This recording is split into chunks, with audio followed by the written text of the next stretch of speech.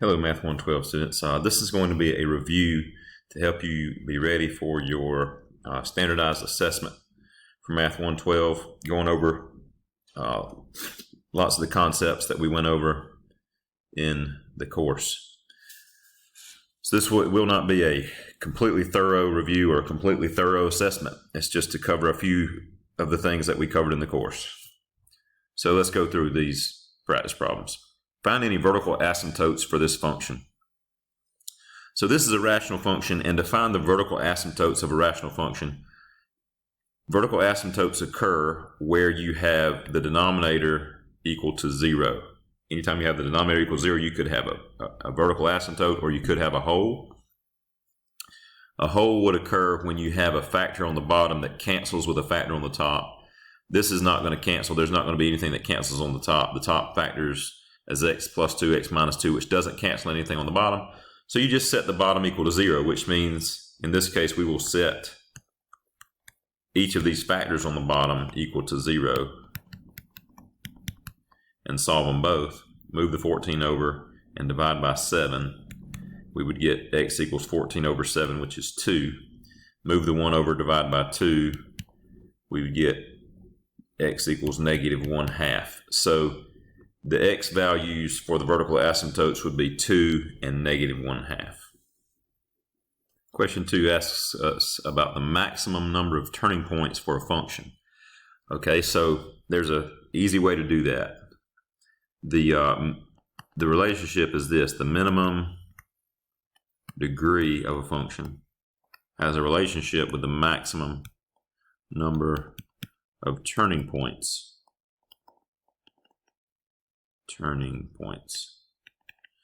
And that is, whatever the degree is, the maximum number of turning points will be one less than that. Or if you're looking at the graph and you count the turning points, the minimum degree would be one more than that. So in this case, we're given the function. We can figure out the degree. What is the degree of this function? Well, you have to imagine yourself multiplying this out, right? So if you multiply this out, there's an x to the first. This will give you an x to the second. If you distribute all that, this will be another x. So altogether, that's x times an x to the second. That's x to the third times one more x. That's x to the fourth. So the degree is going to be 4. So the maximum turning points will be one less than that, which is 3. So that's the answer.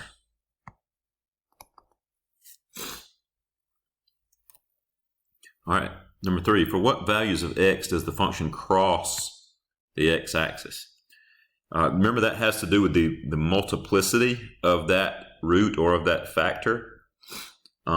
If the multiplicity is even, then it's going to touch that axis without necessarily crossing through it.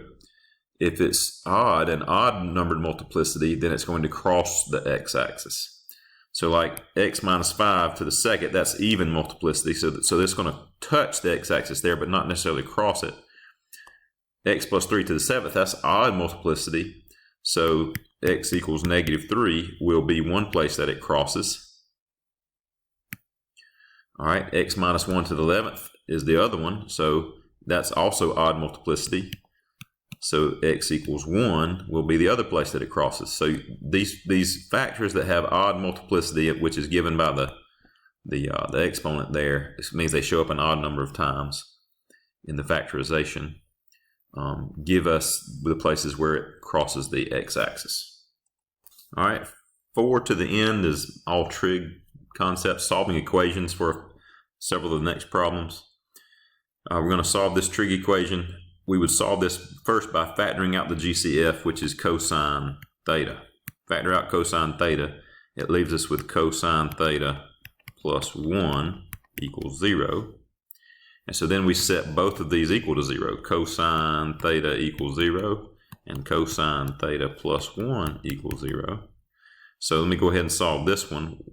Where is cosine of theta equal to 0? Well, that will be where the horizontal component is equal to 0. That would be up here at 90 and down here at 270. Since it says the interval 0 to 2 pi, we can assume it wants the answer in radians. So this will be theta equals pi over 2 radians. and it would also equal 3 pi over 2 radians. And since it says on the interval 0 to 2 pi, I don't have to, do the whole plus k pi or whatever there. So these will be the only two solutions of this one, of this part of the solution in the interval 0 to 2 pi. Now let's solve this other one. Move the 1 over, you get cosine of theta equals -1. Take the arc cosine of both sides, or just think about where is cosine of theta equal to -1. That would be all the way over here at 180, or in radians it would be at pi radians. So these are the three solutions, 1, 2, 3, on the interval 0 to 2 pi that solves that equation. All right, again on this one, I'm going to factor out the GCF, which is tangent of theta. That leaves me with 2 sine theta plus 1 equals 0. Now set both of these equal to 0. Tan theta equals 0. 2 sine theta plus 1 equals 0. So if I'm solving this one, I'm thinking, where is tangent equal to 0? And I like thinking of tangent as sine over cosine. So this would be equal to 0 wherever sine is equal to 0. So where is sine equal to 0? Sine being the vertical component, that would be at 0 and at 180.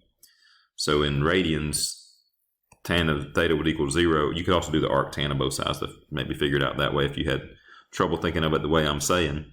But where does sine equal 0? At 0 and 180, or in radians, it would be at 0 and pi radians.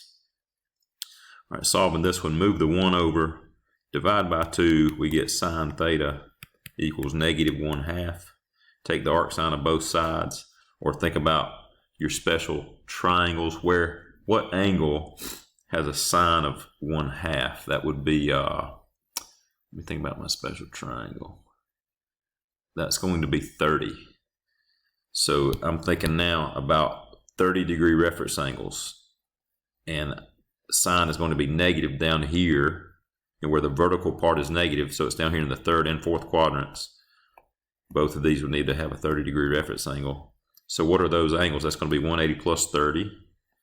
So that's going to be 210, and it's going to be 360 minus 30, which is 330. Now I'm thinking about them in radians. That's pi plus another pi over 6. That's going to be 7 pi over 6. And this is 2 pi. So that's 12 pi over 6 minus pi over 6. That's 11 pi over 6. If you had trouble thinking of it that way, you could just convert these to radians by multiplying by pi over 180 and reducing. So that's another way to do it. So we have 4 solutions on the interval 0 to 2 pi. All right, solving this one, move the 1 over, divide by √2. Sine of x over 4 equals 1 over √2, or this is the same thing as √2 over 2. So either way you want to think about that is fine. Now we're going to do the arc sine of both sides, or you can think about your special triangles. What angle has a sine of 1 over √2 or √2 over 2? And that would be 45. And where is sine positive? It's up here in the 1st and 2nd quadrants with a 45-degree reference angle. So that would be 45 and 135. If I did it in radians, that would be pi over 4 and 3 pi over 4. So I've got sine of x over 4. No, I don't.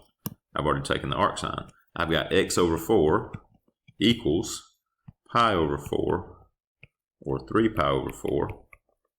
Now, to solve for x here, I would multiply by 4 on both sides, on both of these answers. So that gives me x equals, this would cancel that, equals pi, and then cancel that, and 3 pi. Now, notice I have to give my answers on the interval 0 to 2 pi. 3 pi is outside of that interval, so that one won't count. So really, x equals pi is my only solution in that specified interval. All right, here's a new problem, problem 7. We're going to divide both sides by 4 here and get cosine squared. What is going on here?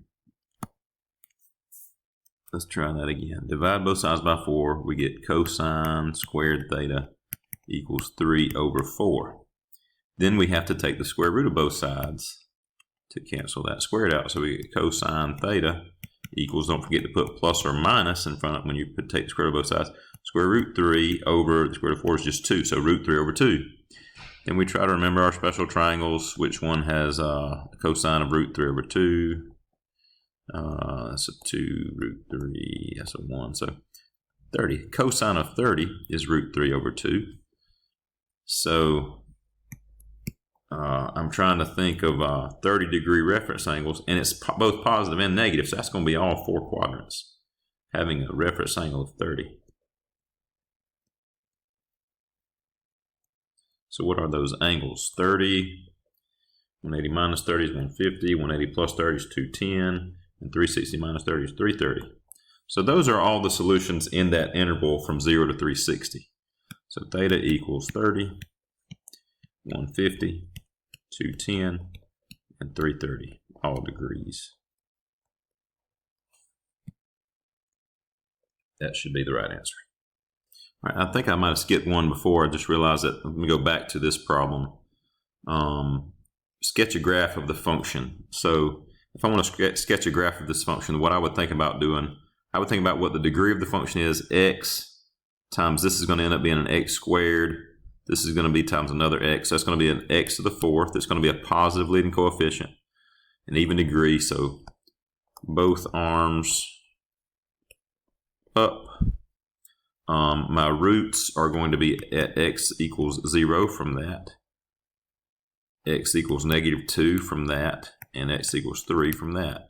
This is going to be odd multiplicity, even multiplicity, and odd multiplicity because of the exponents here, right? That x is x to the 1st, so I get 0 only occurs once. X plus 2 is to the 2nd, so negative 2 actually occurs twice. X minus 3 is to the 1st, so positive 3 only occurs once. So it's going to cross here, touch here, and cross here. I may also want to think about what my what my y-intercept is, but since 0 is my x-intercept, that's also going to have to be the y-intercept because it's going to cross at 0, so it means it's going to hit the origin there, so that'll also be my y-intercept. So I don't have to think about that too much. So I'm going to cross here. I'm going to touch here. I'm going to cross here, and my right arm and my left arm both have to be up. All right. Cross, cross, touch. So that should be kind of good enough for a sketch of that graph. And if it's a multiple choice problem, I'm just going to look for a graph that resembles that, or I may even just graph this in my calculator and see what multiple choice kind of matches that the best. Okay, we're on number 9 now. I think it describes a right triangle to us. A right triangle has an angle of theta. Let's draw a right triangle with an angle of theta. The side opposite to theta has a length of the square root of 5, so I'm going to put that there. The side adjacent to theta has a side length of 2. Find the exact value of cotangent theta. And cotangent is the hypotenuse. Nope. Cotangent. No, what do I want? Let me change this. Cotangent. I think cotangent is maybe a little simpler than I want it to be. Let's do cosecant theta. Let's change the problem to that. Cosecant theta would equal the hypotenuse over the opposite. So I need to figure out what the hypotenuse of this is, and I would do that using the Pythagorean theorem. I would say C equals the square root of a squared plus b squared, so 2 squared plus root 5 squared. So C would equal the square root of 4 plus 5. C would equal the square root of 9, which would be 3. So that means cosecant of theta would equal 3 over root 5. Or if I needed to rationalize that denominator, then I would need to multiply both by root 5. I'd get 3 root 5 over 5. And so this would be probably the best answer. And then finally we have to graph a sine function that has an amplitude of 4, period of 6, vertical shift of positive 2. So let's see. Vertical shift of positive 2. So here's my new center line. It has an amplitude of 4, so from there I got to go up 1, 2, 3, 4, and down 1, 2, 3, 4. And has a period of 6. 1, 2, 3, 4, 5, 6. So that means that it has to go through a full cycle in 6 units. So I'm going to divide that by 4. 6 over 4, or 3 halves, or 1.5. That means it's going to have a new critical point every 1.5 units. So if I start out on the center line, which a sine wave does start out on that center line, and then it goes up to its peak next, that peak would then happen 1.5 units away, and then it would go back to the center line as its next critical point here, another 1.5 units away from that, so that would be at 3. Then it would go down to its valley, its minimum, 1.5 units from there, so that would be at 4.5. Then it would go back finally to its center line, which would be 1.5 units from there, which would be at 6. So it would go through its full cycle, something like that, and it would continue on repeating that. So that should get us a good enough answer. One more way to possibly do this, if you had to, might be to come up with the function that would do this, like f of x equals, since this is amplitude of 4 sine of what? So we need to figure out what goes in front of the variable, what goes in front of x here to produce a period of 6. Remember, the period equals 2 pi over b, which b is the thing that goes in front of x. So if the period of 6 equals 2 pi over b, then solve for b. So 6b equals 2 pi divided by 6, b equals 2 pi over 6. So b reduces to pi over 3. So that's what b is. So pi over 3 x. There's no phase shift, no horizontal shift, in other words. So that the vertical shift is positive 2, so plus 2. So this would be good enough as a function, an algebraic function, to model that, and you could graph that in your calculator, and that might give you kind of a bigger, more cycles in the picture that you're getting from the graph on the calculator if you needed to do it that way. So that should take care of a decent review to help you be ready for the assessment. Good luck on that assessment. Hope you do well on it. See you next time.